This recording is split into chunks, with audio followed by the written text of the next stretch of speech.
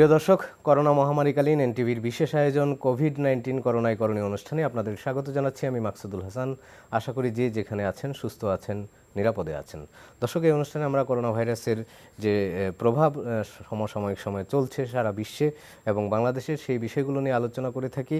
আর আলোচনায় আমাদের সাথে দেশের এবং দেশের বাইরে থেকে অতিথিরা যুক্ত থাকেন। আজকে আমাদের সাথে স্টুডিওতে অতিথি হিসেবে যুক্ত থাকবেন অধ্যাপক ডাক্তার মোহাম্মদ আব্দুল জলিল চৌধুরী। তিনি সাবেক চেয়ারম্যান, মেডিসিন বিভাগ, বঙ্গবন্ধু শেখ মুজিব মেডিকেল বিশ্ববিদ্যালয় হাসপাতাল।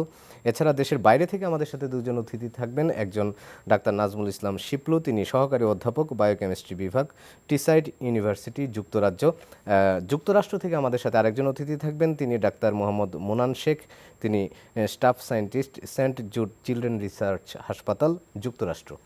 আপনাদেরকে স্বাগত জানাচ্ছি আজকের আমাদের এই কোভিড-19 করোনায় করণীয় অনুষ্ঠানের আলোচনায়। আমি শুরুতেই আলোচনায় যাওয়ার আগে আমাদের কাছে যে গতকাল পর্যন্ত তথ্য ছিল বাংলাদেশের সংক্রমণের পরিস্থিতি নিয়ে, সেই পরিসংখ্যানটি একটু জানিয়ে শুরু করতে চাই। শনিবার স্বাস্থ্য অধিদপ্তরের যে তথ্য দেওয়া হয়েছে সেখানে 24 ঘন্টায় মারা গিয়েছিল 46 জন এবং এখন পর্যন্ত বাংলাদেশে কোভিড-19 মারা গিয়েছেন 3907 জন।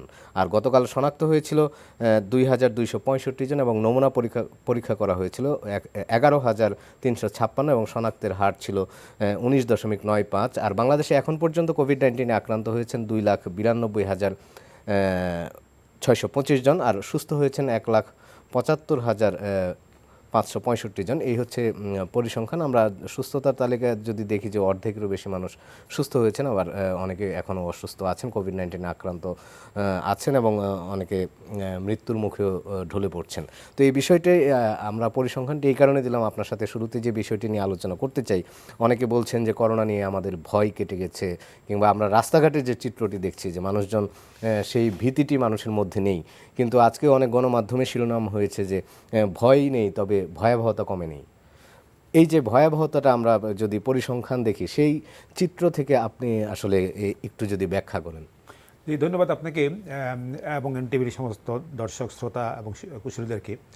যেটা একটা সময়োপযোগী প্রশ্ন আপনি করেছেন। হ্যাঁ, যে রাস্তাঘাটে বেরোলে মনে হয় যে এই দেশে করোনা নাই, কিন্তু টেলিভিশনের পর্দায় বা আপনি যে একটু আগে পরিসংখ্যান দিলেন, আক্রান্ত হার কিন্তু কমে নাই, মৃত্যুর হারও কমে নাই। মৃত্যু কিছুটা কমেছে, হয়তো 19-20-এর ঘরে এসেছে, সেটি 25-এর উপরে চলে গেছে বলছি আমি।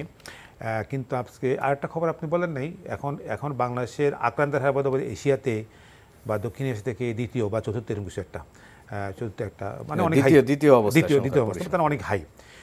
সংখ্যা দিয়ে চিন্তা করলে হবে না, কারণ সংখ্যাটা একটু কম দেখা যাচ্ছে অনেক কারণে। আপনি হয়তো জানেন যে মানুষ এখন কিন্তু করোনা টেস্ট করার জন্য খুব কম আসে। একটা কারণ হলো মানুষের ভয় যেন কেটে গেছে, এটা ভালো কথা, মানুষের আতঙ্কটা কমে গেছে, এটা একটা ভালো জিনিস।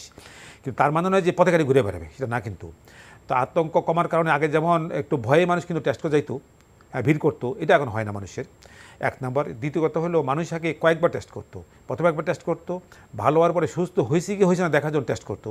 এখন কিন্তু সরকারি নিয়মে কিন্তু যদি ভালো হয়ে যায় পরবর্তীতে টেস্ট করতে হয় না। এই জন্য কিন্তু একজন আর 2-3বার টেস্ট করে না, একজন একবারই টেস্ট করে সাধারণত। এই জন্য কিন্তু টেস্টটা কমছে। আর একটা সামাজিক ব্যাপার আছে, এটা লক্ষণীয় জিনিস। যিনি আক্রান্ত হচ্ছেন, উনি যদি টেস্ট করেন, যদি করোনা পজিটিভ হয়, তো উনি সামাজিকভাবে একটা সমস্যার সৃষ্টি হয় এবং সামাজিকভাবে বিচ্ছিন্ন হয়ে যায়, একটা সোশ্যাল স্টিগমাটা তৈরি হয়, পরিবারের জন্য সমস্যা সৃষ্টি হয়, ওনাকে সোশ্যাল ডিস্টেন্স চলে যেতে হয়। এই জন্য উনি ভয়ে কিন্তু টেস্ট করেন না। হয়তো ভালো হয়ে যান, বাস ভালো হয়ে যায়, এতে কোনো সমস্যা নেই। এই জন্য কিন্তু অনেকে টেস্ট করতে আসে না কিন্তু এখন আর। কিন্তু মৃত্যুরা কিন্তু কমে নেই, কিন্তু এই 40, 45, 50 কিন্তু চলতে, কারণ মৃত্যুকে গোপন করার কিছু নেই কিন্তু। মিডিয়া এত সচল যে মৃত্যু গোপন করা যায় না, শুধু মৃত্যুরা কিন্তু কমে নেই। কিন্তু কোনো মহামারীর মৃত্যু কিন্তু গোপন করার সুযোগ নেই, হ্যাঁ, সুযোগ ছিল, সেটা সেই 1914-18 সালে সেটা গোপন করার কারণে কিন্তু, যে স্প্যানিশ ফ্লুর কথা বলতেছে, সেই গোপন করার কারণে কিন্তু পৃথিবীতে অনেক খেসা দিতে হয়েছে। সেই সময় কিন্তু আপনি জানেন 5 কোটি মানুষ মারা গিয়েছিল শুধু গোপন করার কারণে। এখন সেই শিক্ষা থেকে আমরা শিক্ষা নিয়েছি, এখন আর গোপন করাও যায় না, সুযোগও নেই, সুতরাং গোপন হয় না। সুতরাং এটা ঠিক যে ভয়াবহতা মোটেই কমে নাই এবং আমরা আতঙ্কিত কমেছে, কিন্তু আমরা রাস্তাঘাটে যেরকম আমরা ব্যবহার করতেছি, মানুষ যেভাবে, যদিও আমাদের অর্থনীতির কারণে আমরা অনেক কিছু খুলে দিয়েছি, এটা সরকার হয়তো বাধ্য হয়েছে খোলার জন্য, কারণ করোনার সাথে আমাদের বসবাস করতে হবে মনে হচ্ছে, কিন্তু তার মানে নয় যে আমরা যেমনি সেমনি চলবো। সুতরাং করোনার যে প্রিভেন্টিভ মেজার যেগুলো আছে এগুলো কিন্তু হুবহু সবাইকে মানতে এই হবে। বিষয়গুলো নিয়ে আপনার সাথে কথা বলবো। আসলে সরকারিভাবে যেসব স্লোগান দেওয়া হচ্ছে সেখানেও কিন্তু বলা হচ্ছে যে করোনাকে ভয় নয়, সচেতনতা হওয়া প্রয়োজন এবং সুরক্ষাগুলো মেনে চলা প্রয়োজন। জি। সেইগুলো কতটুকু মানা হচ্ছে সেই বিষয় নিয়ে আপনার সাথে আরো কথা বলবো। আমি এখন একটু যেতে চাই ডাক্তার নাজমুল ইসলাম শিপলুর কাছে, যুক্তরাজ্য থেকে তিনি আমাদের সাথে যুক্ত হয়েছেন। নাজমুল ইসলাম শিপলু, আপনি কি শুনতে পাচ্ছেন? জি, শুনতে পাচ্ছি। জি, আপনার কাছে যে প্রশ্নটি করতে চাই, ডাক্তার আব্দুল জলিল চৌধুরী যে বিষয়টি বলছিলেন যে আসলে আমাদের এখানে টেস্টের সংখ্যা কমে গেছে, কিংবা এই যে আরটিপিসিআর টেস্ট যেগুলো হচ্ছে সেটি এখন অনেকেই যাচ্ছেন না টেস্ট করতে, যারা অনেকে আগ্রহী হচ্ছেন না নানা কারণে, সেই কারণগুলো বলছিলেন। তবে আরেকটি টেস্টের কথা আমরা তো শুনে আসছি যে অ্যান্টিবডি টেস্ট এবং র্যাপিড টেস্ট। তো যুক্তরাজ্যে কি আসলে অ্যান্টিবডি টেস্ট হচ্ছে, কিংবা বাংলাদেশের প্রেক্ষাপটে এখানে অ্যান্টিবডি টেস্ট কতটা প্রয়োজন আপনি মনে করেন, আপনার অভিজ্ঞতা থেকে যদি একটু বলেন? প্রথমে যুক্তরাজ্যের কথা বলে নিই। যুক্তরাজ্যে এখনো পর্যন্ত আরটিপিসিআর বেসড টেস্টই হচ্ছে, অ্যান্টিবডি টেস্ট হচ্ছে না। হচ্ছে কিছু রিসার্চ পারপোজে, মানে ওভারঅল জনসংখ্যার ভেতরে আর কি প্রিভ্যালেন্স দেখার জন্য, যে কত পার্সেন্ট মানুষ ইমিউনিটি গ্রো করেছে এটা জানার জন্য, বাট ওভারঅল কিন্তু আরটিপিসিআর হচ্ছে। তবে এরা যেটা করছে সেটা হচ্ছে যে আরটিপিসিআর যেহেতু একটা এক্সপেন্সিভ টেকনিক, হ্যাঁ, এবং একটা ইনফ্রাস্ট্রাকচার লাগে, এই জন্য পোর্টেবল যে টাইপের আরটিপিসিআর আছে এবং কিছু আইসোথার্মাল আরটিপিসিআর আছে, যেমন RTRPA, RT LAMP, rolling circle amplification, এই টেকনিক গুলোতে যাচ্ছে, যেখানে আরএনএ অ্যাম্পলিফাই করে ডিটেক্ট করা হচ্ছে। আচ্ছা, বাংলাদেশের প্রেক্ষিতে অ্যান্টিবডি টেস্টের দরকার আছে, কিন্তু আমি নিজেও ডায়াগনস্টিক সেক্টরে কাজ করি। তো অ্যান্টিবডি টেস্টের কিছু সমস্যা আছে। প্রথমত, এটা কিন্তু আমাদের ভাইরাল আরএনএ ডিটেক্ট করছে না।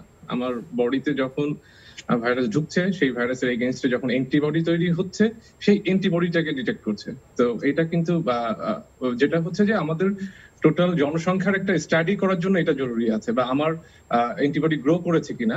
আমার যদি অ্যান্টিবডি গ্রো করে তাহলে আমি কাজে ফিরে যেতে পারবো। এই ধরনের কনফিডেন্সের জন্য বাংলাদেশের প্রেক্ষিতে অ্যান্টিবডি টেস্টের দরকার আছে।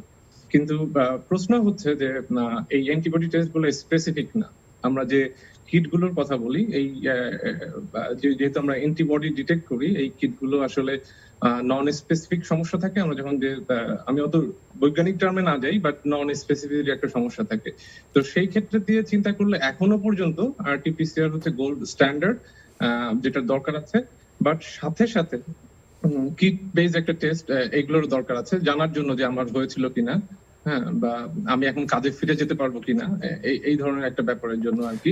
ডাক্তার নাজমুল ইসলাম শিপলু, এই বিষয়ে আমি একটু যুক্ত করতে চাই, কারণ অনেক বিশেষজ্ঞরাই বলছেন যে আরটিপিসিআর গোল্ড স্ট্যান্ডার্ড, তাতে নিয়ে কোনো সন্দেহ নেই, এবং শনাক্তের জন্য আরটিপিসিআর টেস্টটি সবচেয়ে বেশি গ্রহণযোগ্য। কিন্তু আপনার পপুলেশনের মধ্যে কতজন আক্রান্ত হয়েছেন, কিংবা যারা এখন সবকিছু যেহেতু স্বাভাবিক নিয়মে শুরু হয়েছে, সেই ক্ষেত্রে অ্যান্টিবডি টেস্ট করলে তো সেটি জানা সম্ভব যে আপনার এই পপুলেশন কিংবা আপনার এমপ্লয়িদের মধ্যে কতজনের অ্যান্টিবডি আছে শরীরে।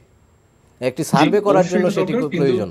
আমাদের পারফেক্ট কিটটা চুজ করতে হবে। আপনি যদি ইতালির ক্ষেত্রে দেখেন, তারা চায়না থেকে যে কিটটা কিনেছিল তার 30% হচ্ছে কাজ করে। এবং আমি গত 8-9 বছর ধরে এই ডিফারেন্ট কিট ফর মানে ক্যান্সার মায়োমাইক্রো ডিটেকশন নিয়ে কাজ করি। তো এই অভিজ্ঞতা থেকে জানি যে বাজারে প্রায় 1000-এর উপরে কিট আছে। তো আমাদের চুজ করতে হবে যে মানে সবচেয়ে ভালো কোনটা, এবং সেইখানে যেন মাল্টিপল কন্ট্রোল লাইন থাকে এবং এটা যত ভালো থাকে, সেই ধরনের টেস্ট থাকলে অবশ্যই এমপ্লয় করা উচিত। তাহলে সবাই কনফিডেন্স ফিরে পাবে। এবং আপনি যেটা বললেন যে কি ওয়ার্কাররা কাজে ফিরে যেতে পারবে, ডাক্তাররা কাজে ফিরে যেতে পারবে, সেই ক্ষেত্রে হ্যাঁ, টোটাল পপুলেশন যে অবশ্যই দরকার অ্যান্টিবডি টেস্টের। জি, নাজমুল ইসলাম শিপলু, আপনার কাছে এই বিষয়গুলো নিয়ে আরও কথা বলবো এবং যুক্তরাজ্যের করোনা ভাইরাসের পরিস্থিতি নিয়ে আপনার সাথে কথা হবে। আমি একটু এখন যেতে চাই আমাদের আরেকজন অতিথি, যিনি যুক্তরাষ্ট্র থেকে যুক্ত হয়েছেন, ডাক্তার মোহাম্মদ মোনান শেখের কাছে। মোনান শেখ, আপনি কি শুনতে পাচ্ছেন? জি, আমি শুনতে পাচ্ছি। আপনার কাছে যে প্রশ্নটি করতে চাই, আপনি তো চিলড্রেন রিসার্চ হাসপাতালে আছেন সায়েন্টিফিক কর্মকর্তা হিসেবে। তো আপনার কাছে যে বিষয়টি জানতে চাচ্ছি, আমরা জানি যে সারা বিশ্বে আসলে শিশুদের আক্রান্তের হার কিন্তু কম, সেটি আমরা বাংলাদেশেও দেখছি বিশ্বের অন্যান্য দেশের মতো। আসলে শিশুরা কেন কম আক্রান্ত হচ্ছে, তাদের শরীরে কি অ্যান্টিবডি কাজ করছে কিনা, এই বিষয়টি একটু আপনার কাছে জানতে চাই, এবং যুক্তরাষ্ট্রের অবস্থাটি কি, সেই সাথে এই বিষয়টি আমাদেরকে একটু বলবেন।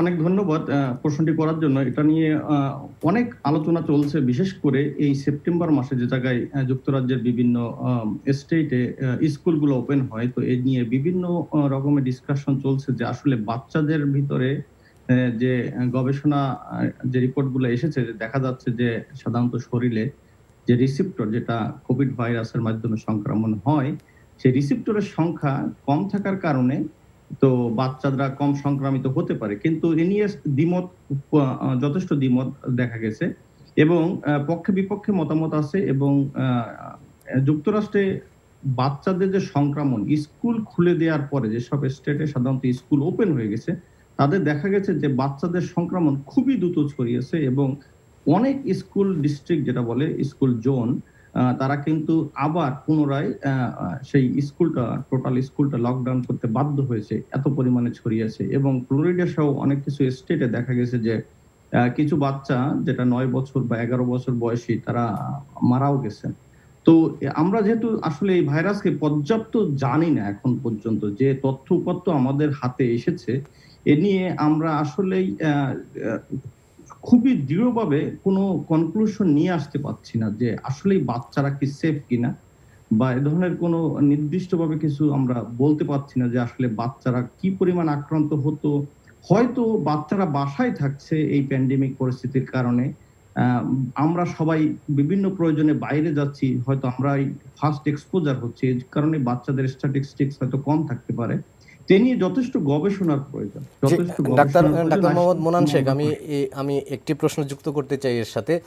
আমরা বাচ্চাদের মানে শিশুদের আক্রান্তের হার যেমন কম সারা বিশ্বে, বাংলাদেশেও তাই, এবং এখানে শিশুদের মৃত্যুর হারও কিন্তু অনেক কম। তো যুক্তরাষ্ট্রে আপনাদের কি এমন কোনো গবেষণা আছে যেখানে শিশুদের মৃত্যুর হার কত, কিংবা বয়সভিত্তিক মৃত্যুর হারটি কীরকম?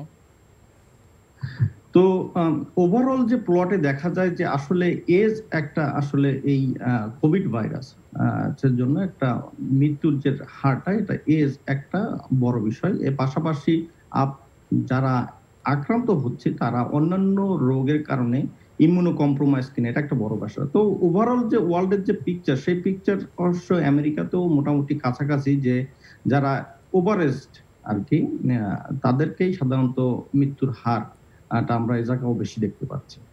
জি, আপনার সাথে আরো কথা হবে। আমি একটু আবারও স্টুডিওতে আসতে চাই, আমাদের স্টুডিওর অতিথির কাছে। বদলে কিন্তু খুব অল্প কথা, বেশ ভালো সুন্দর কথা প্রশ্ন জবাব দিয়েছি আপনার। জি, এই বিষয়গুলো নিয়ে কথা বলবো। আপনার সাথে যে বিষয়টি নিয়ে কথা বলতে যাচ্ছিলাম, যে বলা হচ্ছে যে করোনা ভাইরাস আসলে কতদিন থাকবে সেই বিষয়টি কিন্তু এখনও নিশ্চিত নয়। গবেষণা চলছে, গবেষকরা গবেষণা করছেন, কিন্তু সুনির্দিষ্টভাবে বলা যাচ্ছে না যে কতদিন সেটি থাকবে, কিংবা ভ্যাকসিন আবিষ্কৃত হলেও সেই ভাইরাসটি একেবারে নির্মূল হয়ে যাবে কিনা কোনো কিছুই স্পষ্ট নয়। তো এই যদি দীর্ঘায়িত হয় করোনা ভাইরাস, সেই ক্ষেত্রে আমাদের এখনকার যেটি আলোচনা করছিলাম যে আমাদের ভয় নেই, কিন্তু ভয়াবহতা থেমে নেই, এই দীর্ঘস্থায়ী হলে আসলে আমাদের এখন কি করণীয়? প্রথম কথা হলো, করোনা ভাইরাস দীর্ঘস্থায়ী হবে এত কোনো সন্দেহ তো নাই। কারণ ভাইরাস তো এমন জিনিস না যে এটা এসেছে আবার ফুট করে চলে যাবে। আবার এমন কোনো অস্ত্র নাই বা এমন কোনো ওষুধ এখন আবিষ্কার হয় নাই, এবং কোনোদিনও হয়তো আবিষ্কার হবে না, কারণ ভাইরাসের এগেনস্টে ওষুধ আবিষ্কার কোনোদিন হয় না, সম্ভব হয় না, খুব বেশি হয় না আর কি। তো সুতরাং এটা তো যাওয়ার কথা না, কারণ এখন পৃথিবীতে লাখ লাখ কোটি কোটি কত বিলিয়ন ভাইরাস আছে বলা মুশকিল। হঠাৎ করে যাবে কেমনি? যাওয়ার কথা না এটা। হয়তো আমরা আশা করতেছি দুর্বল হয়ে যেতে পারে। ঝড় যখন আসে, তখন ঝড় যদি ভারতে শুরু হয়, তো বাংলাদেশে পৌঁছতে এটা দুর্বল হয়ে যায়। ভারতে আক্রান্ত বেশি হলেও কিন্তু বাংলাদেশে আসার পর এটা আমরা দেখছি উপকূলে এসে হানা দেয় এবং আক্রান্ত হয়ে যায়। ভাইরাসটা এরকম। তো প্রথম ঝড়টা চলতেছে এখন, তা আমরা আশা করি সেটা দুর্বল হবে, এবং দুর্বল কিন্তু আমরা করবো না, কিন্তু মানুষ দুর্বল করতে পারবে না। এটা অটোমেটিক তার মিউটেশনের কারণে হোক, বা যিনি পাঠিয়েছেন যে ভিরুলেন্সটা কমে যাবে, কমার সম্ভাবনা আছে। কারণ আমরা ভাইরাস সম্বন্ধে এখনও জানছি, ওনারাও বলছেন এখনও জানছি, নতুন নতুন তথ্য আসতেছে, কিন্তু আমরা কিন্তু ম্যাক্সিমাম কিন্তু তথ্য দিচ্ছি কিন্তু আপনার আগের ভাইরাস। যেমন আগে সবচেয়ে ভালো এক্সাম্পল হলো আমাদের সেই আপনি বলছিলেন স্প্যানিশ ফ্লু নিয়ে, সেই ভাইরাসের কিন্তু উদাহরণ নিয়ে এখন তাই নিয়ে আসছি আমরা। এই যে ভাইরাস যখন প্রথম আসে মার্চে, যখন হঠাৎ করে হাত ধোয়ার কথা কেন আসলো, তখন তো ভাইরাসের কিছু আবিষ্কার হয়নি। ওই যে স্প্যানিশ ফ্লু যা করা হয়েছিল সেটা কিন্তু কার্যকরী করা হচ্ছে। সুতরাং স্প্যানিশ ফ্লু এটা দুর্বল হইতে 2 বছর লাগছিল। সেই জন্য বলা হচ্ছে, অনেকে বলতেছে যে বছর 2 লাগতে পারে দুর্বল হওয়ার জন্য, যাওয়ার জন্য কিন্তু। এবং স্প্যানিশ ফ্লু কিন্তু এখনও যায় নাই, কিন্তু স্প্যানিশ ফ্লু রয়ে গেছে, কিন্তু নামটা হয়েছে সাধারণ ফ্লু, এই আর কিছু না। আপনি দেখবেন এখনও তো বোঝা যায় না। আমরা যখন 6 মাস আগেও প্র্যাকটিস করছি, তখন দেখতাম যে রোগীরা, আপনারাও দেখছেন, জ্বর কাশি নিয়ে আসছে, বলতাম যে ভাইরাস জ্বর হয়েছে, 2-4 দিনে ভালো হয়ে যাবে। আসলে ভালো হয়ে যেত, ওইটা কিন্তু নর্মাল ফ্লু। তা আমরা আশা করতেছি হয়তো নর্মাল ফ্লু এটা হয়ে যাবে 2 বছর পরে। কিন্তু সমস্যা আছে। সমস্যা হলো এই নর্মাল ফ্লু যখন আপনি আমি বা যারা সুস্থ মানুষ, যারা সবল মানুষ, তারা যখন আক্রান্ত হয় তারা কিন্তু হয়তো সুস্থ হয়ে যাবে। কিন্তু এই ভাইরাসের একটা খারাপ দিক হলো তারা অসম্ভব ছোঁয়াছে এবং তারা কিন্তু মানুষের মৃত্যু ঘটায়, যেটা নাকি সাধারণ সর্দি কাশিতে মৃত্যু ঘটায় না। এই জন্য কিছু কিছু লোক, যেটা মৃত্যুর হার আমরা 5% বা 3% বা 2% বলি আমরা, কিছু কিছু লোক কিন্তু মারা যাবেই, মারা যাওয়ার সম্ভাবনা আছে। সেটা কারা, সেটা আমরা একটু পরে আলোচনা করব। সুতরাং যেহেতু ভাইরাস থাকবে, হয়তো দুর্বল হবে, কিন্তু ভাইরাসতে আমরা বসবাস করতে হবে এবং সেই জন্যই আমাদেরকে সেভাবে সতর্ক থাকতে হবে। বিশেষ করে যারা আক্রান্ত হওয়ার সময় বেশি, একটা জিনিস সমাজে খুব খারাপ জিনিস দেখবেন, যে যারা নাকি ইয়াং জেনারেশন, এটা কিন্তু পত্রপত্রিকা আসলে দেখবেন যে ইয়াং জেনারেশন তারা ভাবে যে আমাদের ভাইরাস হলে আমরা মারা যাব না, কারণ আমাদের বডি ইমিউনিটি আছে এবং দেখা গেছে এই বয়সে কম মারা যায়। তারা কিন্তু ঘুরে বেড়াচ্ছে, কিন্তু হ্যাঁ ঠিকই আছে, উনি ভাইরাস আছে ওনার শরীরে, উনি ঘুরে বেড়াচ্ছেন, মাস্ক পরেন না, উনি হয়তো আক্রান্ত হবেন বা হইলেও ভালো হয়ে যাবেন, কিন্তু উনি যাকে দেবেন ভাইরাসটা, ওনার পরিবারের সদস্যদেরও তো পরিবারের আক্রান্ত সদস্য, হতে পারেন, যারা ওনার প্রবীণ পরিবারে একটা সদস্য বৃদ্ধ যদি লোক থাকে, ওনার পরিবারে ডায়াবেটিস রোগী থাকে, ক্যান্সার রোগী থাকে, বা ওনার প্রতিবেশী, উনি মসজিদে যান, উনি যদি ঠিক আছে, উনি ভালো আছেন, সুস্থ আছেন, কিন্তু মসজিদে 1000 লোক থাকে, ওখানে অনেক বৃদ্ধ মানুষ থাকে, উনি কিন্তু ওনাকে কিন্তু ভাষা দিচ্ছেন কিন্তু। সুতরাং এই জন্য এই যে প্রতিরোধমূলক যে ব্যবস্থাগুলো আছে, এই ব্যবস্থাগুলো কিন্তু আমাদেরকে আরও বহুদিন মানতে হবে, আমি মনে করি আর কি। জি, ধন্যবাদ আপনাকে। আমি একটু যেতে চাই আবারও যুক্তরাজ্যে আমাদের ডাক্তার নাজমুল ইসলাম শিপলুর কাছে। নাজমুল ইসলাম শিপলু, যে বিষয়টি ডাক্তার আব্দুল জলিল চৌধুরী বলছিলেন যে আসলে করোনা ভাইরাস কতদিন স্থায়ী হবে সেটি স্পষ্ট না, কিন্তু সেই প্রস্তুতি নিয়ে আমাদেরকে চলতে হবে। তো আমরা যুক্তরাজ্যে তো শুরুর দিকে ব্যাপক হারে সংক্রমণ ছড়িয়ে পড়েছিল, যেটি এখন কিছুটা নিয়ন্ত্রণে এসেছে। তো সেখানে আসলে কি ধরনের এই প্রস্তুতি নেওয়া হচ্ছে এই ভাইরাসের যে সংক্রমণ সেটিকে ঠেকানোর জন্য, কিংবা দীর্ঘমেয়াদী কোনো প্রস্তুতি নেওয়া হচ্ছে কিনা? হ্যাঁ, অবশ্যই, মানে প্রত্যেকটা সেক্টরেই আসলে দীর্ঘমেয়াদী পরিকল্পনা নেওয়া হয়েছে। আপনারা যদি মৃত্যু হার চিন্তা করেন, বিভিন্ন কারণে, বয়স বেশি, তারপর ইমিউনো কম্প্রোমাইজড, মানে বয়স বেশি যে গ্রুপটা, এই গ্রুপের সংখ্যা বেশি ইংল্যান্ডে, যারা বয়স্ক লোক, যার কারণে মৃত্যু হার বেশি ছিল। বাট প্রত্যেকটা সেক্টরেই প্রস্তুতি নেওয়া আছে। আমাদের লকডাউন ছিল প্রায় 3 মাস। লকডাউন যখন ওঠানো হলো, ওঠানোর পর থেকে একটা অ্যাপ চালু করা হয়েছে, যে ন্যাশনাল যেটা ইউকের, সেখান থেকে অ্যাপ চালু করা হয়েছে। তো এখন আর লকডাউন নেই, কিন্তু আমরা কোনো জায়গায় 30 জনের বেশি কোথাও যেতে পারবো না। আমরা 2টা ফ্যামিলির বাইরে, একটা বাসার ভেতরে 2টা ফ্যামিলির বাইরে আমরা কথা বলতে পারবো না। আমরা যখনই কেউ আক্রান্ত হব, সাথে সাথেই এই মোবাইল অ্যাপের মাধ্যমে অন্যদের কাছে আমাদের কাছে খবর নেওয়া হবে, আমি কোন দোকানে গিয়েছিলাম, আমি কোথায় পার্কে গিয়েছিলাম, সবার কাছে জানানো হবে যে তুমি 2 সপ্তাহের জন্য আইসোলেশনে চলে যাও। এইভাবে আর কি আমাদের যে ছোট ছোট জায়গায় করে লকডাউন চলছে এখনো, এবং এটা চলতে থাকবে। আমি যেহেতু পড়াই, আমাদের নেক্সট সেমিস্টার যেটা আরো 4-5 মাস আছে, এই সেমিস্টার গুলো কিন্তু অনলাইনে হবে, এবং হয়তো সপ্তাহের একটা কিছু অংশ ইন পার্সন হবে। তো দীর্ঘমেয়াদী পরিকল্পনা আছে, অর্থনীতিতে আছে, শিক্ষা ব্যবস্থাতে আছে, মেডিকেল সেক্টরেও দীর্ঘমেয়াদী পরিকল্পনা আছে এটা মোকাবেলার জন্য। এবং প্রফেসর জলিল চৌধুরী, উনি একজন প্রতিষ্ঠা চিকিৎসক মেডিসিনের, উনি যেটা বললেন যে এটা থাকবে, আসলেই থাকবে, এটা থাকবে, হয়তো তার কমবে, কিন্তু আমাদের সবচেয়ে ভ্যাকসিনের থেকেও যেটা সবচেয়ে জরুরি, আমাদের এটার জন্য প্রতিরোধ করা, আমাদের সবসময় একটু সতর্ক থাকা, আমরা যেটাকে বলছি নিউ নর্মাল। তো আমাদের নেক্সট 2 ইয়ার্স আমাদের মানিয়ে নিতে হবে যে নিউ নর্মালে আমরা যে ব্যবস্থাগুলো, সেই ব্যবস্থাগুলো নিব আর কি। জি, নাজমুল ইসলাম শিপলু, আপনি যুক্ত থাকুন। আমি একটু যেতে চাই ডাক্তার মোহাম্মদ মোনান শেখের কাছে। মোনান শেখ, যেটি বলছিলেন যুক্তরাজ্যের আমাদের অতিথি ডাক্তার নাজমুল ইসলাম শিপলু, তো যুক্তরাষ্ট্রে আসলে আপনাদের অবস্থাটি কি? কারণ যুক্তরাষ্ট্রে আমরা জানি যে সরকারিভাবেই অনেক বিতর্ক তৈরি হয়েছিল সেখানে করোনা ভাইরাসের সংক্রমণের কারণে, এবং অনেকে সরকারকেই দায়ী করেন এই সংক্রমণ ঠেকাতে না পারার কারণে। তো এখনকার পরিস্থিতি কি ধরনের প্রস্তুতি নেওয়া হচ্ছে? জি, পক্ষে বিপক্ষে ছিল যে মোটামুটি সরকার থেকে একটা চাপ ছিল যে দ্রুত লকডাউন থেকে বেরিয়ে আসার, সেটা চাপটা বিভিন্ন তারা একটা ফর্মুলেশন করেছিল যে 3টা ধাপে কোন কোন প্রতিষ্ঠান আগে খুলবে। তো মোটামুটি এখন যেটা বলতে গেলে সবকিছুই ওপেন, কিন্তু এ জায়গায় কিছু অত্যাধুনিক ভাবে সবকিছু সাজানো হয়েছে। যেমন আপনি খাবারের দোকানগুলোয় কখনোই আর বসে খেতে পারবেন না, আপনাকে ড্রাইভ থ্রুতেই যেতে হবে। এবং যেগুলো শপিং মল আছে, বড় শপিং মল, ছোট শপিং মল বা চেইন যে স্টোর গুলো আছে, সেই স্টোর গুলোকে নির্দিষ্ট করে দেওয়া হয়েছে যে এর বেশি সংখ্যক মানুষ যেতে পারবে না। তারা সামনে বসে সবসময় কাউন্ট করছে, হ্যাঁ, যাতে সবসময় ডিস্টেন্সার থাকে, এবং সবাইকে এনকারেজ করা হচ্ছে, এডুকেট করা হচ্ছে যে এই মাস্ক সবসময় পরতে হবে। এবং অনেক শপে কিন্তু মাস্ক বাধ্যতামূলক করা হয়েছে, যে মাস্ক ছাড়া কেউ ঢুকতে পারবে না। এরকম অনেক নির্দেশনা দেওয়া হচ্ছে। স্কুলগুলা ম্যাক্সিমাম স্টেটেই অনলাইনে চলে যাচ্ছে। তো মানে কন্টাক্ট যতটা কমানো যায় সেটা আপনি সেই ব্যবস্থা নেওয়া হচ্ছে। কিন্তু তারপর আপনারা দেখতে পাচ্ছেন যে আসলে আমেরিকা সবচেয়ে বেশি সাফার এই পর্যন্তই। সবকিছুর পরেও আমরা কন্ট্রোলে নিয়ে আসতে পারিনি আমাদের এই জায়গার পরিস্থিতি, এবং এখন পরিমাণ যেটা ওয়েভটা নর্থ থেকে শুরু হয়ে সাউথের দিকে প্রচন্ড আকারে ছড়াচ্ছে। এবং এটা কিছু আমি একটা উদাহরণ দিতে চাই যে আপনারা জানেন যে ইয়ং জেনারেশন যেটা ডাক্তার চৌধুরী বললেন, যে ইয়ং জেনারেশন অনেক সময় কিন্তু এটা একটা অ্যারোগেন্সির ভিতরে থাকে যে আমি ইয়ং, আমার ইমিউনিটি, আমি প্রতি বছর হয়তো আমি ইনফ্লুয়েঞ্জা ভ্যাকসিনও নেই না, আমার তো কিছুই হয় না। ইভেন এরকম একটা পত্রিকার জায়গায় ঘটনাও ঘটেছে যে ইয়ংরা এইসব উপেক্ষা করে একটা নিজেরা পার্টি পর্যন্ত করেছিল, কিন্তু এখন পর্যন্ত পার্টি ওভাবে খোলামেলা করার পারমিশন নেই, এবং তারা একটা নাম দিয়েছিল কোভিড পার্টি, এবং যে আয়োজন করেছিল সেই কিন্তু মারা গেছেন। তো তারা কিন্তু ইয়ংই ছিল।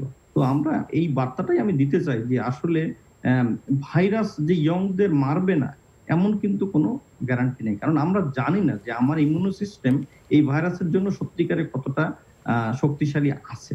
শুধু যে বৃদ্ধরাই মারা গেছে, হ্যাঁ, তাদের ইমিউনো কম্প্রোমাইজ বা তাদের আক্রান্ত হলে ইমিউনিটি অতটা দুর্বল, অতটা মানে শক্তিশালী না, কিন্তু ইয়ংরা এবং বাচ্চারা যে মারা যায়নি তাও না। এবং পাশাপাশি আপনি হয়তো আরো যারা ভালনারেবল আছে তাদেরকে ছড়াবেন বা তাদের ভিতরে একটা ছড়িয়ে দেবেন। তো সেই জন্য সবাইকে সতর্ক থাকার কোনো বিকল্প নাই।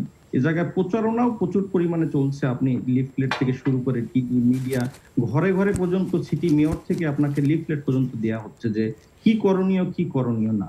প্রতিটা দোকানে গেলে গাইডলাইন দেওয়া হচ্ছে কি করণীয় না। হ্যাঁ, তো বিস্তারিত একটা মানে প্রোগ্রাম চলতেছে আর কি, সাধারণ জনগণকে এডুকেট করার জন্য যে এখন আমাদের এই নিউ নরমালে আমাদের কিভাবে চলতে হবে, কিভাবে বাসে চলতে হবে, কিভাবে খাবারের দোকানে যেতে হবে, কিভাবে বাজার করতে হবে, সবকিছু নিয়ে। জি, ধন্যবাদ ডাক্তার মোহাম্মদ মোনান শেখ আপনার মূল্যবান তথ্যের জন্য। আমরা আপনাদের কাছে আবারও আলোচনায় ফিরবো। এর বাইরে থেকে আপনার কাছে একটু জানতে চাই, যেটি আমাদের সর্বশেষ যুক্তরাষ্ট্রের অতিথি ডাক্তার মোহাম্মদ মোনান শেখ বলছিলেন যে আসলে সেখানে মাস্ক পরার বিষয়ে অনেক কঠোরভাবেই আইন প্রয়োগ করার চেষ্টা হচ্ছে, প্রচারণা হচ্ছে, সব কিছুই হচ্ছে। এবং একটি বিষয় তিনি উদাহরণ দিয়েছেন যে ইয়াং জেনারেশনের কথা, যারা কোভিড পার্টি করছেন, মানে এই যে অনেকে মানছেনও না, সেই বিষয় কিন্তু যুক্তরাষ্ট্রেও ঘটছে, এবং যিনি কোভিড পার্টির আয়োজন করেছেন তিনি আবার মারা গেছেন। তো বাংলাদেশের প্রেক্ষাপটে আপনি এই চিত্রটি কিভাবে দেখছেন? একই চিত্রে বাংলাদেশে আমি একটু আগে বলেছি যে একই চিত্রে বাংলাদেশে দেখা যাচ্ছে যে ইয়াং জেনারেশন ঘুরে বেড়াচ্ছে, মনে হচ্ছে তাদের কিছুই হবে না, কিন্তু এমন কোনো তথ্য নাই কোথাও যে ইয়াংদের হয় না। কম হইতে পারে কিন্তু হবে না এমন কথা নেই। সুতরাং ওই যে আমি বললাম ইয়াংরা ঘুরে বেড়াচ্ছে কিন্তু সে সমাজের জন্য একটা ক্ষতিকার হচ্ছে।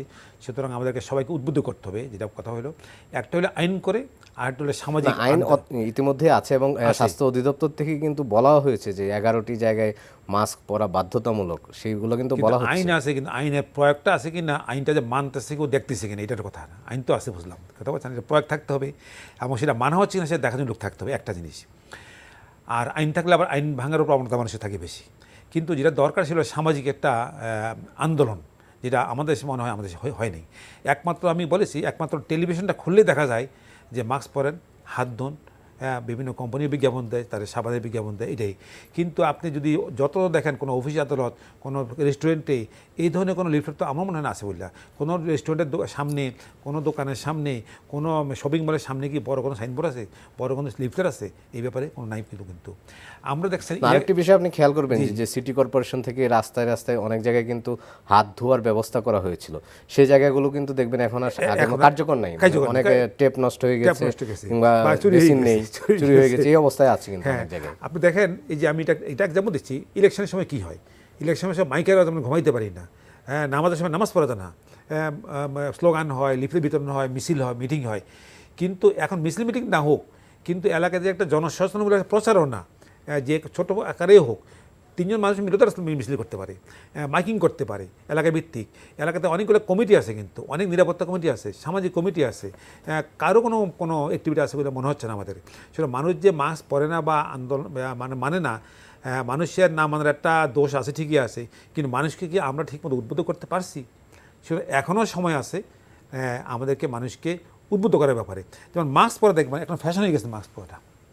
মাস্কটা হয় এভাবে রাখে, অথবা এভাবে ঝুলে রাখে, আর আবার এইভাবে রাখে অনেকে। মাস্কটা দেখবেন আপনি আপনারা নিজেরাই রিপোর্টিং করে, আমি দেখছি, টেলিভিশন রিপোর্টিং করে দেখছি, এটা একটা প্রহসন, কিন্তু মাস্কটা প্রহসন।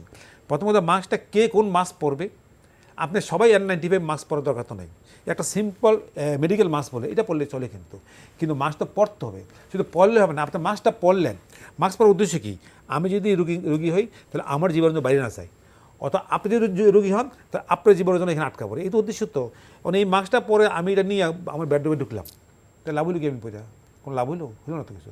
বা একটা মাস্ক যদি আপনি দিনের পর দিন পরি, তা তো লাভ হলো না, বরং মাস্কটা কিন্তু আপনার রোগের জন্য কারণ হতে পারে। সুতরাং মাস্ক পরা কিন্তু ঠিকমতো মাস্ক পরা, কীভাবে পরবেন, কয়দিন পরবেন, এই ব্যাপারে তো আমার মনে সচেতনতা আছে বলে মনে হচ্ছে না। পরে রাখে অনেকে, কিন্তু পড়ার জন্য পরে আর কি। সুতরাং এই ধরনের কিন্তু অনেকগুলো জিনিস আমাদেরকে আরও কঠোরভাবে আমি মনে করি মানা উচিত এবং মানানো উচিত আমার মনে হয়। জি, আমি আরেকটু প্রশ্ন করতে চাই, আপনি যেহেতু মেডিসিনের অধ্যাপক, আপনার কাছে যে বিষয়টি জানতে চাচ্ছি, আমরা দেখছি যে যারা কোভিডে আক্রান্ত হচ্ছেন তারা কিন্তু পরবর্তীতে সুস্থ হওয়ার পরেও নানা ধরনের পার্শ্ব প্রতিক্রিয়া দেখা যাচ্ছে, আসলে এই বিষয়টি কেন ঘটছে? হ্যাঁ, দিন যত যাচ্ছে ততই কোভিডের চেহারা কিন্তু আমরা দিন ফুটে উঠতেছে কোভিডের চেহারা। প্রথম ছিল যে কোভিডে আক্রান্ত হওয়ার মানুষ মারা যাচ্ছে, একটা ঘটনা শেষ হয়ে গেল। এখন দেখা যাচ্ছে না, যারা বাঁচতেছে তাদের কিন্তু তারা বহুদিন ভুগতেছে। তো সেই ভোগার কারণ বিভিন্ন রকম। একটা হইতে পারে ভাইরাস তো সারা বডিতে আক্রান্ত করে, যদি এটা ফুসফুসে ঢুকে এবং ফুসফুসে আক্রান্ত করে, কিন্তু দেখা গেছে একটা হলে ভাইরাসে আক্রান্ত করে বিভিন্ন শরীরে বিভিন্ন অংশে, কিডনিতে বলেন, হার্টে মানে আক্রান্ত করতেছে। আরেকটা হলো ভাইরাস আক্রান্ত হওয়ার ফলে যে শরীরে যে একটা ঘটনা ঘটে, সেই ঘটনার যে একটা ফলাফল, যেমন কোনো দেশে যুদ্ধ যদি হয়, যুদ্ধের কিন্তু একটা বিভীষিকা সৃষ্টি হয়, কিন্তু যুদ্ধে কিন্তু শুধু মানুষ মরে তা না, কিন্তু যদি গাছপালা বাড়ি ঘাট অনেক কিছু মরে কিন্তু। সুতরাং ভাইরাস যখন শরীরে আক্রমণ করে, সুতরাং যে ওই একটা সেল মরে ফুসফুস নষ্ট তা না, কিন্তু তার কিন্তু প্রতিক্রিয়া কিন্তু সারা বডিতে হয়। যেমন আপনারা বাজিস্টাম শুনেছেন যে ভাইরাসের কারণে থ্রম্বোসিস হচ্ছে, ব্রেইনে অক্সিজেন কমে যাওয়ার ফলে, মানে ফুসফুসে অক্সিজেন কমে যাওয়ার ফলে ব্রেনে অক্সিজেন কমে এবং সারা বডিতে অক্সিজেন কমে। এই যে সারা বডিতে অক্সিজেন কম হইলো এবং তাতে যে বডি যে অনেকক্ষণ যাবত অক্সিজেন কম পাচ্ছে, তার যেটা প্রতিক্রিয়া যদি সে বাইচা ওঠে, তাহলে কিন্তু সারা বডিতে এই প্রতিক্রিয়াগুলো থাকে। তো সেই প্রতিক্রিয়াগুলো একটা হলো থ্রম্বোসিসের জন্য হয়, একটা হলো অক্সিজেন কম পাওয়ার জন্য হয়, আর অনেক সাইটোকিনের জন্য হয়, অনেকগুলো কারণ আছে, এগুলো কারণ। আর যেটা ফলশ্রুতিতে যেটা হয়, দেখবেন যে অনেকে অবসাদ হয়, ভালো লাগে না, দুর্বল লাগে শরীর, এটা একটা হয়। একটা তারপর হার্টের অসুখ হয়, সেটা আবার ওইটা নিয়ে বেড়ায়, কিডনির অসুখ সেটা নিয়ে বেড়ায়, ফুসফুসের কার্যক্ষমতা কমে যায়, যেহেতু মেইন টার্গেটটা ফুসফুস, তার কার্যক্ষমতা কমে যায়। যদি আগে কোনো ফুসফুস অসুখ থেকে থাকে, অ্যাজমা, সিবিডি, হাঁপানি এগুলো থেকে থাকে, তাইলে ওনারা কিন্তু আরও হয়। তো ফুসফুসের কার্যক্ষমতা কমে যায়। তারপর একটা মানসিক ব্যাপার আছে, একটা বহুদিন হাসপাতাল থাকে, এই কারণেও সে একটা অবসাদগ্রস্ত থাকে। তারপর আপনার সামাজিক ব্যাপার আছে একটা, তারপর অর্থনৈতিক ব্যাপার আছে একটা। তো সব মিলিয়ে দেখা গেছে কিছুটা শারীরিক, কিছুটা মানসিক, কিছুটা অর্থনৈতিক, এই সবগুলা কারণের ঘটনার ফলে কিন্তু মানুষের একটা দীর্ঘস্থায়ী একটা অসুখের থাকে, যেটাকে আমরা ইংরেজি বলি লং হলার্স বা পোস্ট কোভিড সিনড্রোম বা ক্রনিক ফটিক সিনড্রোম, কত নাম আছে এগুলা, মানে করোনার পরবর্তী অসুখ এই বলা যেতে পারে। অনেকে ভোগেন এবং সেটা জন্য চিকিৎসা যে ঠিকমতো করে অনেকে সেটা সুস্থ হয়, কিন্তু আমি মনে করি ভালো হয়ে গেলেই ভালো হয়ে গেছে বলা যাবে না, তাকে অবশ্যই সচেতনভাবে অবজারভেশনে হবে রাখা উচিত আমি মনে করি। এই বিষয়গুলো নিয়ে কথা বলবো পরবর্তীতে। আমি একটু যেতে চাই এখন ডাক্তার নাজমুল ইসলাম শিপলুর কাছে। ডাক্তার নাজমুল ইসলাম শিপলু, যে এই বিষয়টি ডাক্তার আব্দুল জলিল চৌধুরী বলছিলেন যে আসলে কোভিড পরবর্তী যে সিনড্রোম দেখা যায় কিংবা তার পরবর্তী যে সাইড ইফেক্টগুলো থাকে, তো যুক্তরাজ্যের আসলে এই ধরনের কোনো গবেষণা হচ্ছে কিনা কিংবা আপনার জানা আছে কিনা, আসলে কোভিড পরবর্তী সিচুয়েশনে যারা আক্রান্ত হচ্ছেন তাদের পরিস্থিতি কি হচ্ছে? জি, অবশ্যই যুক্তরাজ্যে অবশ্যই এই ধরনের গবেষণা আছে। প্রফেসর চৌধুরী যেটা বললেন যে মানসিকভাবে যেভাবে একটা ধকল যাচ্ছে, মানসিকভাবে কিভাবে বিপর্যস্ত হচ্ছে, সেটা নিয়ে আমার ইউনিভার্সিটিতে একটা গবেষণা চলছে আসলে। তারপর আপনি যদি ইংল্যান্ডের কথা চিন্তা করেন, ইউকের কথা, এখানে কিন্তু যে BME, British and Asian minority, মানে আমরা যারা বাংলাদেশি, পাকিস্তানি বা ইন্ডিয়ান অরিজিন আছে, তাদের মৃত্যু হার কিন্তু অন্যান্য সাদা ব্রিটিশদের থেকে ডবল। এটা কেন? এটার জন্য আলাদা, তার মধ্যে বাংলাদেশিদের মৃত্যুর হার মনে হয় বেশি ছিল এখানে, সবচেয়ে বেশি বাংলাদেশিদের মৃত্যুর হার। এটা কেন? এটা আমরা কিছু কারণ জানি, হয়তো বাংলাদেশিরা ইমিউনো কম্প্রোমাইজ বা ডায়াবেটিস, হাই ব্লাড প্রেশার বা অন্যান্য রোগের সংখ্যা বেশি, কিন্তু সিস্টেমেটিক গবেষণার জন্য, বিভিন্ন গ্রান্টের জন্য বা গবেষণার জন্য কল দেওয়া হচ্ছে, সেই গবেষণাগুলো চলছে। এবং ডক্টর মুরান যেটা বললেন, এই গবেষণাগুলোর ফলাফল পেতে আমাদের কিছু সময় লাগবে, যে কেন এই মৃত্যু হার বেশি বা কেন চলছে।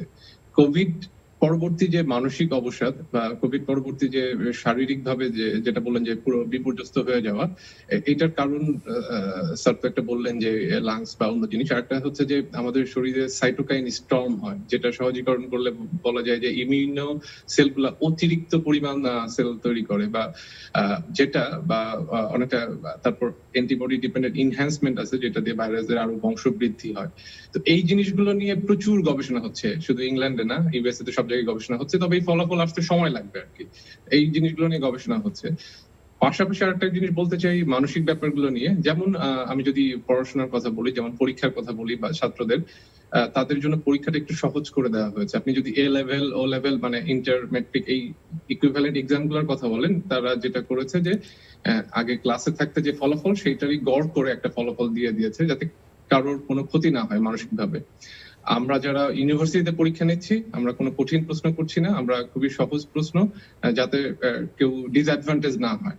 এবং বারবার আমাদের যাতে মানসিক স্বাস্থ্য ভালো থাকে, এই জন্য বারবার ইউনিভার্সিটি থেকে মেইল দেওয়া হচ্ছে, কাউন্সিল থেকে মেইল দেওয়া হচ্ছে, যাতে আমাদের মানসিক স্বাস্থ্য ভালো থাকে। কারণ আমরা সবসময় শারীরিক স্বাস্থ্য মানসিক স্বাস্থ্যকে আলাদা করে রাখি, কিন্তু আসলে দুটোই সম্পর্কযুক্ত।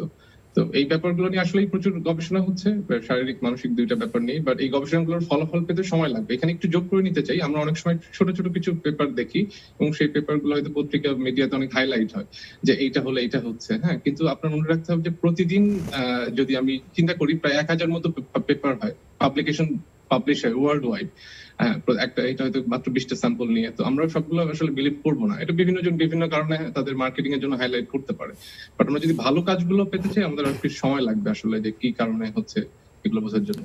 আসলে কোভিড-19 বা এই করোনা ভাইরাস নিয়ে চূড়ান্ত সিদ্ধান্তে পৌঁছানোর মতো অবস্থায় এখনো যায়নি গোটা বিশ্ব কিংবা গবেষণা, জি, সেটি বলা যায়। আমি একটু যেতে চাচ্ছি ডাক্তার মোনান শেখের কাছে। ডাক্তার মোনান শেখ, যে বিষয়টাই যুক্তরাজ্যের অতিথি বলছিলেন, এখন আমি একটু যুক্তরাষ্ট্রের অবস্থা জানতে চাই। আসলে সেখানে এই ধরনের গবেষণা কিংবা আফটার কোভিড এফেক্ট সেটির কি অবস্থা, যদি আপনি একটু আমাদেরকে জানান।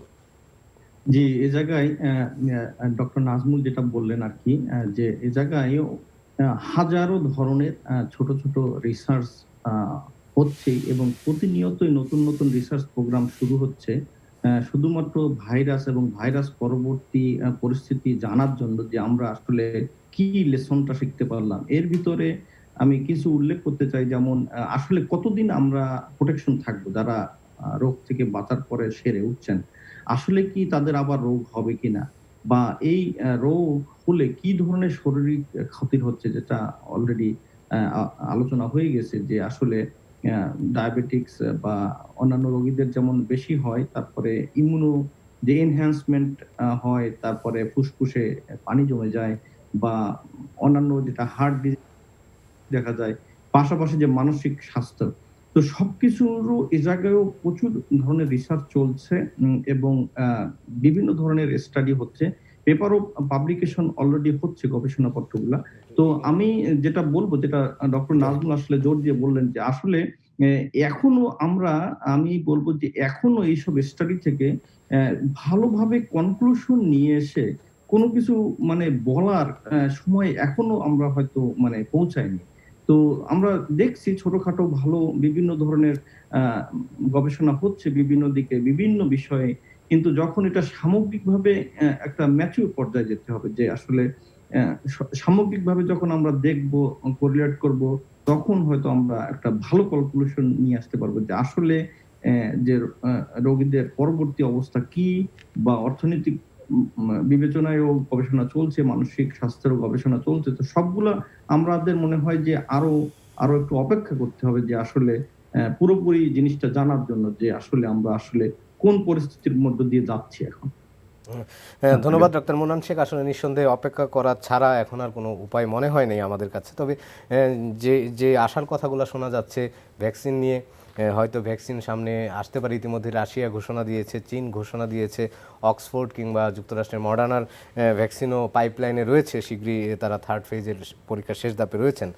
আমরা সেই বিষয়গুলো নিয়ে একটু ভ্যাকসিনের কথা বলার আগে একটু ওষুধ নিয়ে একটু কথা বলতে চাই। আমাদের সাথে যেহেতু একজন মেডিসিনের অধ্যাপক রয়েছেন, ডাক্তার আব্দুল জলিল চৌধুরী, আপনার কাছে জানতে চাচ্ছি যে এখন পর্যন্ত যেই ওষুধগুলো নিয়ে আসলে এই কাজ করা হচ্ছে কিংবা প্রয়োগ হচ্ছে, কিংবা অনেকে প্রাথমিকভাবে প্রয়োগ করছেন, সেটি আসলে আপনি যদি আমাদেরকে একটু বলেন যে এই কোন ওষুধগুলো বেশি কার্যকর হচ্ছে কিংবা যত্রতত্র ওষুধ খাওয়াটা কি ঠিক হচ্ছে কিনা? ওষুধ, করোনার ওষুধ আপনার দুই রকম। একটা ভাইরাসকে মারার জন্য অ্যান্টিভাইরাল ড্রাগ একটা হতে পারে, দ্বিতীয়ত হলো যে ভাইরাসের কারণে শরীরে যেই ভাইরাস আক্রমণ করার শরীরে যে ক্ষতি হচ্ছে সেটাকে পোষানোর জন্য দুই ধরনের ওষুধ। তো ভাইরাসের এগেনিস্টে কার্যকর কোনো ওষুধ পৃথিবীতে কোনো ভাইরাসের এগেনিস্টে ছিল না কোনো সময়, এখনও নাই, ভবিষ্যতে হবে কিনা সন্দেহ আছে। প্রথম কথা হইল না, এক্ষেত্রে এখন আমরা যে ওষুধগুলো খাচ্ছি সাধারণভাবে অনেকে কিন্তু দেখা যাচ্ছে যে সামাজিক যোগাযোগ মাধ্যমে অনেক ওষুধের ছড়াছড়ি, সেখানে প্রেসক্রিপশন আছে, সেগুলো আসলে আমরা কতটুকু সেটাই বলতে। সুতরাং ভাইরাস এগেনিস্টে কার্যকরী কোনো ওষুধ নেই বলা যায়, কিন্তু কিছু কিছু ওষুধ আছে কম কার্যকরী হলেও। কিন্তু করোনা ভাইরাসের এগেনিস্টে কোনো ওষুধের এখনও রিসার্চ এখন শেষ হয়নি, চলতেছে। আমরা কি করতেছি, আমরা আগের ভাইরাস যে ওষুধগুলো ব্যবহার করা হতো, Spanish flu, Ebola, SARS, MERS, ওইসব ভাইরাসের এগেনিস্টে যেসব ওষুধ ব্যবহার করা হতো সেই উদাহরণটা নিয়ে আমরা কিছু ওষুধ ব্যবহার করতেছি। কিন্তু এই ওষুধ যে তখনও কার্যকরী ছিল বলা যাবে না, কিন্তু ওই নামটা অ্যান্টিভাইরাল ড্রাগ, সেই জন্যই এগুলো ব্যবহার করা হচ্ছে। যেমন প্রথমে শুরু হয়েছিল হাইড্রোক্সিক্লোরোকুইন, অনেক কথা হয়েছে, বহু মানুষ খেয়েছে, কিন্তু ফলাফল শূন্য। অলরেডি ডব্লিউএইচও ঘোষণা করছে এটা কোনো কার্যকতা নেই, কিন্তু ইতিমধ্যে বহু ওষুধ খাওয়া হয়ে গেছে। তারপর আপনি বললেন বোধ হয় ইভারমেকটিন যে ওষুধটা, এটা ক্রিমি ওষুধ, এটা আসলে যেটা হচ্ছে এটা একটা এনিমেল স্টাডি রিপোর্ট ছিল। এটাই যেন কীভাবে মিডিয়াতে আসলো, বাস মানুষ হুড়মুড় করে খাওয়া শুরু করলো এবং প্রচুর মানুষ খেয়েছে। ক্লিনিক্যাল ট্রায়াল পর্যন্ত গিয়েছে বাংলাদেশে, ক্লিনিক্যাল ট্রায়াল হচ্ছে, কিন্তু এগুলো ফলাফল এখনো আসে নাই। যাই দু একটা আসছে, ফলাফল কিন্তু শূন্য। কিন্তু ইতিমধ্যে কিন্তু বহু মানুষ খেয়ে ফেলছে। কিন্তু এটা ক্রিটিক্যাল পর্যায়ের যে ওষুধগুলো আছে রেমডেসিভির, এটা এই দুটো শেষ হলো। এখন আসেন ফ্লেভিপারা এবং রেমডেসিভির, এগুলো অ্যান্টিভাইরাল। ডেক্সোমেথাসোনও আছে না, এটা অন্য জিনিস। অ্যান্টিভাইরালের ফ্লেভিপারা গ্রুপটি একটা জিনিস, আর হলো রেমডেসিভির। তো এই ফ্লেভিপারার ট্রায়ালও আছে, রেমডেসিভিরের ট্রায়ালও আছে, ট্রায়ালটা চলতেছে। বলা হচ্ছে যে এগুলা সিরিয়াস যদি হয় তাইলে দিলে কিছু কাজ হয়। তবে রেমডেসিভির যে ট্রায়ালটা যেটা আসছে সেটা হলো যে এরা হসপিটালে স্টে কমায়, কিন্তু মৃত্যুর হার কমায়, এটা খুব বেশি। এটি আসলে ক্রিটিক্যাল পেশেন্টদের জন্য। আমরা আরেকটি বিষয়ে কথা বলতে চাই, ভ্যাকসিনের বিষয়টি কথা বলতে চাই। ইতিমধ্যে আপনি শুনেছেন যে রাশিয়া এবং চীনের ভ্যাকসিনের কথা। অ্যান্টিভাইরাল টাকার খুব বেশি উপযোগ নাই, কিন্তু তারপর যেহেতু কিছু তো দেওয়া নাই আমাদের, সেই জন্য ক্রিটিক্যাল রোগী হলে আমরা অ্যান্টিভাইরালটা কিছু কিছু দিই, কিছু কিছু গবেষণা আছে, দেওয়া হয়। এখন আছে ভ্যাকসিনের ব্যাপারে। ভ্যাকসিন অলরেডি 6টা ভ্যাকসিন কিন্তু অলরেডি অনেকগুলো ভ্যাকসিন ট্রায়াল হচ্ছে, কিন্তু একটা ভ্যাকসিন বের হতে কিন্তু কমপক্ষে 1 যুগ লাগে, এত সহজ নয় ভ্যাকসিন বের হওয়া। কিন্তু যেহেতু ওয়ার্ল্ড খুব এই ব্যাপারে খুব আগ্রহী বেশি, প্রচুর টাকা খরচ করতেছে অনেকেই, সেই জন্যই চেষ্টা করতেছে ভ্যাকসিন তাড়াতাড়ি আনা যায় কিনা, কারণ এইটা একটা বিরাট মহামারী। তো সেই জন্য অলরেডি 6টা কিন্তু পাইপলাইন এসে পড়ছে। অলরেডি থার্ড ফেজ মানে মানুষের শরীরে ব্যবহার শুরু হয়ে গেছে। রাশিয়া একটা, চীন একটা, ভারতও বোধহয় শুরু হবে বা শুরু হয়ে গেছে। সুতরাং এটা যেহেতু মানুষের উপরে ব্যবহার শুরু হয়ে গেছে এবং কিছু কিছু ধাপ তারা বাদ দিয়েছে এবং আমরা তো সহজে আশা করি যে ভ্যাকসিনের কার্যকরী ভ্যাকসিন বাজারে এসে পড়বে। কিন্তু প্রশ্ন হলো বাংলাদেশে কবে আসবে, বাংলাদেশ পাবে কিনা, সেটা আমাদের জন্য প্রশ্ন। এখন সেটি নিঃসন্দেহে সরকারও চেষ্টা করছেন যে যত দ্রুত ভ্যাকসিন দুইটাই একটা হলো বাংলাদেশে ভ্যাকসিন পাবে কিনা, পাইলে কীভাবে পাবে। কিন্তু একটা সমস্যা কি, আমি একটা উচ্চ পর্যায়ের থেকে আমার মনে হয়, আমি নাম কোট করবো না, যেটা বলা হয়েছে, উনি বলেছেন যে আদৌ বাংলাদেশে ভ্যাকসিন লাগবে কিনা সন্দেহ আছে। এই ধরনের মনোভাব থাকলে হবে না। কিন্তু জি, সেই বক্তব্যটি গণমাধ্যমে এসেছে। আমরা সবাই জানি সেই বিষয়টি, আপনার নাম না বললেও দর্শকরা নিশ্চয়ই বুঝতে পারছেন। আমি একটু কথা বলতে চাই আমাদের যুক্তরাজ্যের অতিথির সাথে। যুক্তরাজ্যে যেখানে আমরা অক্সফোর্ড বিশ্ববিদ্যালয়ের ভ্যাকসিনের কথা বলছিলাম, অ্যাস্ট্রাজেনেকার ভ্যাকসিনের কথা যেটি করা হচ্ছে, তো সেই ভ্যাকসিনের কি অবস্থা এখন? অক্সফোর্ডের যেটা, সেটা ক্লিনিক্যাল ট্রায়াল 3-তে আছে। আমি একটু যুক্ত করতে চাই যে অক্সফোর্ডের কথা আমরা জানি, কারণ এটা বিবিসিতে বা মিডিয়া রিলিজ দিয়েছে। তো অক্সফোর্ডের মতো অবস্থায় ক্লিনিক্যাল ট্রায়াল 3-তে এখনো 8টা ভ্যাকসিন আছে, মডার্না এবং যে অক্সফোর্ডের সহ।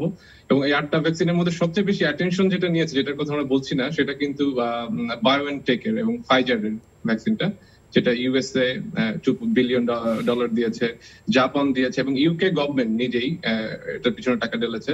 তো সবচেয়ে বেশি আগ্রহ কিন্তু বিভিন্ন সরকারের যে একটা ভ্যাকসিন টাস্ক ফোর্স আছে, তারা দেখে যে কোনটা, সেখান থেকে এমআরএনএ বেস যে বায়োএনটেক জার্মানির এবং ইউএস এর যে ভ্যাকসিন, সেটা উপর সবচেয়ে নজর বেশি, তারপর অক্সফোর্ডের উপর, হ্যাঁ, মডার্নাও আছে। অক্সফোর্ডেরটা হচ্ছে আসলে সিম্পল যে এডিনোভাইরাস ভ্যাকসিন, তো যেটা আগেও ইউজ হয়েছে। তারপর এই সরকারগুলো যদি আপনি চিন্তা করেন যে আরএনএ এবং এডিনোভাইরাস এটা ছাড়াও, প্রোটিন ছাড়াও তারা কিন্তু আসলে আপনার হোল ভ্যাকসিন, যেটা অনেক পুরনো আমরা আগের কালে যে ভ্যাকসিন, সেটার সেই ধরনের যে কোম্পানিগুলো, যেমন ইউকে ভ্যালেনোভা, স্কটিশ একটা কোম্পানির কাছ থেকে প্রায় 50 মিলিয়ন ডোজ অর্ডার দিয়েছে। তো এরা কিন্তু এই সব ধরনের ভ্যাকসিনই অর্ডার দিয়ে রাখছে। কোনটা কাজ করবে আমরা কিছু জানি না। তো ট্রায়াল 3-তে এখনো প্রায় 8টা আছে, যার মধ্যে অক্সফোর্ডের, মডার্নার এবং জার্মানির যে বায়োনটেক এবং চীনের যেটা বললেন, এগুলো এগিয়ে আছে আর কি। আমি একটু বলে রাখতে চাই যে আপনি যেহেতু রাশিয়ার ভ্যাকসিনের কথা বললেন, ভ্যাকসিনের আবিষ্কারের দাবি করাটা একটু আসলে অবাক করার বিষয়, কারণ এই সার্স বা কার্স ভ্যাকসিন ক্যান্ডিডেট তৈরি করা যে খুব বেশি কঠিন কাজ এরকম না, কিন্তু সেটা যেটা প্রফেসর চৌধুরী বললেন যে 1 যুগ লেগে যায়, সেইটাকে একদম রিয়েল লাইফে নিয়ে যেতে গেলে অনেক কাঠখড় পোহাতে হয়। এই যাবৎকালের সবচেয়ে কুইক ভ্যাকসিন মনে হয় মামসের ভ্যাকসিন, যেটার জন্য 4 বছর লেগেছে। হ্যাঁ, তো সেই হিসাব করলে আসলে এখন ফেজ 3-তে আছে। আমি পার্সোনালি মনে করি এটা হয়তো নেক্সট বছরের মাঝামাঝি। যদি ওরা বলছে যে ডিসেম্বর, সে তার পেছনে অনেক কারণ থাকতে পারে। যখনই মডার্না বলছে যে আমরা ভ্যাকসিন আবিষ্কার করেছি, তখনই তাদের স্টক প্রাইস $1 বিলিয়ন বেড়ে যায়। হ্যাঁ, যখনই অক্সফোর্ড এই কথা বলে, তখনই অ্যাস্ট্রাজেনেকার স্টক প্রাইস বেড়ে যায়। হ্যাঁ, তাদের ভ্যাকসিনের প্রাইস মানে ফ্রি বিক্রি করলেও সমস্যা নেই। তো এইখানে অন্য ধরনের একটা গেম পলিটিক্স চলে। রাশিয়ান ভ্যাকসিন ওরা ক্লিনিক্যাল ট্রায়াল 1-2-তে যে পর্যায়ে এখনো 50টা ভ্যাকসিন আছে অ্যাটলিস্ট, সেই পর্যায়ে যে তারা বলছে আমরা আবিষ্কার করে ফেলেছি, কিন্তু আরো 50টা ভ্যাকসিন কিন্তু আছে। কিন্তু এইটাতে যেটা হচ্ছে যে একটা রাজনৈতিক একটা ব্যাপার আছে, যেটা আমরা হয়তো ভালো বুঝি না আর কি, এই ধরনের আছে। তারপর আমি বলবো আশাবাদী, এবং আমার কাছে মনে হয় হয়তো বছর খানিকের ভেতরেই আমরা পাবো।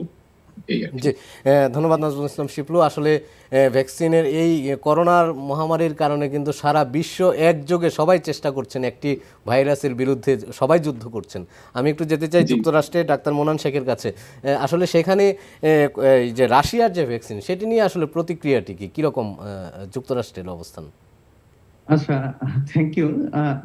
রাশিয়ার যে ভ্যাকসিনটা যে দাবি করলেন, এবং এটা তো আসলে একটা মিডিয়ার একটা বড় অ্যাটেনশন ছিল, যেহেতু প্রেসিডেন্ট নিজেই এটার ঘোষণা দিয়েছেন। কিন্তু আপনার বিভিন্ন পত্রপত্রিকায়, যা নিউ ইয়র্ক টাইমস বা অন্য জায়গায় আপনারা একটা অ্যানালাইসিস রিপোর্ট দেখেছেন, যে তারা আসলে অনেকেই শঙ্কা প্রকাশ করেছে, পাশাপাশি অনেক গবেষকদের মতামত নিয়েও তারা রিপোর্ট তৈরি করেছে যে আসলে যেহেতু এটা ম্যাসিভ স্কেলে, যেটা ফেজ 3, যেটা হলো সবচেয়ে ইম্পর্টেন্ট ধরা হয় ভ্যাকসিন আবিষ্কারের জন্য, তো সেই ট্রায়ালটাই ওনারা এখনো যান নাই, বা তার ধরনের কোনো ডেটা বা কোনো উপাত্ত তারা প্রকাশ করেন নাই, বা তারা নিজেরাও স্বীকার করেছে তারা করেন নাই। তো সেহেতু এই ভ্যাকসিন কতটা গ্রহণযোগ্য হবে বা কার্যকর হবে, বা এর যে নিরাপদ কতটা, সেটা নিয়ে প্রশ্ন থেকেই যাবে। এবং আমার মনে হয় না যে তারা এই ভ্যাকসিন অন্যান্য উন্নত দেশে সহজেই এই ভ্যাকসিন নেওয়ার জন্য আগ্রহী হবে এখন পর্যন্ত।